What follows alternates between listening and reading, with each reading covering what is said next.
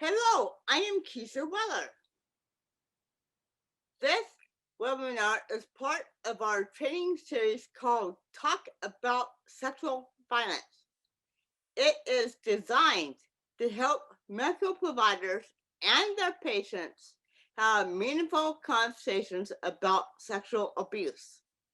It also encourages shared decision making when looking for the right healing services. The high rate of sexual abuse among people with intellectual and developmental disabilities is alarming. The U.S. Bureau of Justice statistics tell us people with intellectual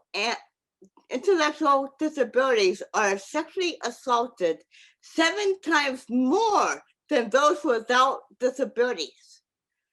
Medical providers have a unique opportunity to address sexual abuse with patients, but often don't have the background or access to resources. This is important to me because with supportive decision making, I am involved as a team member in making decisions about my health and life. I am empowered to make decisions with support from trusted people, so no one else is making them for me. As a sexual assault survivor, it is important to me to be a part of any decision making that is about my care, so I don't end up with little control over my life. What is supportive decision making? It is a tool that allows people with disabilities to keep their decision making capacity by choosing their own supporters to help them make choices. When a patient needs advice or just wants to talk it out, they go to people they trust. They may talk to family, a friend, or a professional. This helps us understand our choices, so we will make the decision that's best. This is called supportive decision making.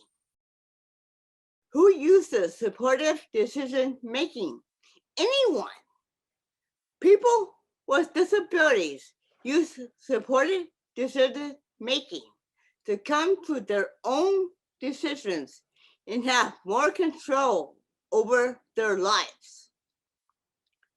They may need different kinds of support, like help understanding the issues in their choices, alternative ways to share information, getting clear explanations, sharing their decisions with others. Guardianship and conservatorship are different than supportive decision making. Both require formal legal steps. This takes away some or all of the person's rights to make important life decisions. To be a guardian or a conservator, a person must be subject to a court process, which removes decision making and assigns it to someone else. From that point on, the court becomes part of their lives. Communicating with patients in plain language is a key to help them understand their options and be part of any decision. In most states, medical providers report sexual abuse to authorities when they hear about it or suspect it has happened. Supportive decision making is a key to patients and medical providers working together to report sexual abuse and to identify the right recovery support. When denied opportunities to be involved in decision-making, people with disabilities can feel helpless and self-critical, which can lead to more abuse. With supportive decision-making, survivors of sexual abuse have a voice. Here are some benefits of using supportive decision-making. Building relationships with patients with disabilities. Achieving better healthcare outcomes. Preventing sexual assault from happening again.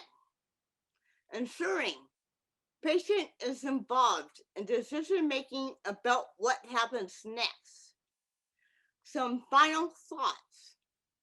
As a person with a disability and a survivor of multiple sexual assaults, I learned it is very important for all providers, medical providers, to have supportive decision-making with their patients, especially those who experience abuse and trauma.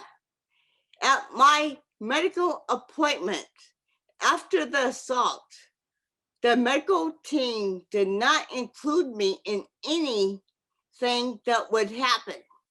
They didn't use supportive decision making. I felt like a victim once again. My power was taken away from me. Since the providers were making all the decisions for me, that included what kind of support they thought I needed, it was like I wasn't even present.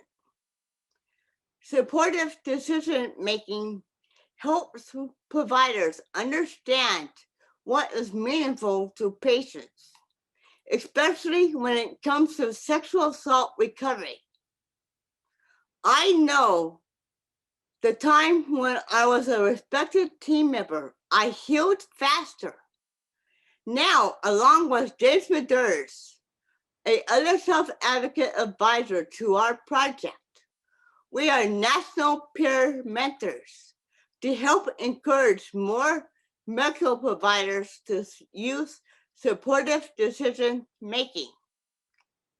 We have identified some resources that explain supportive decision making and how to use it.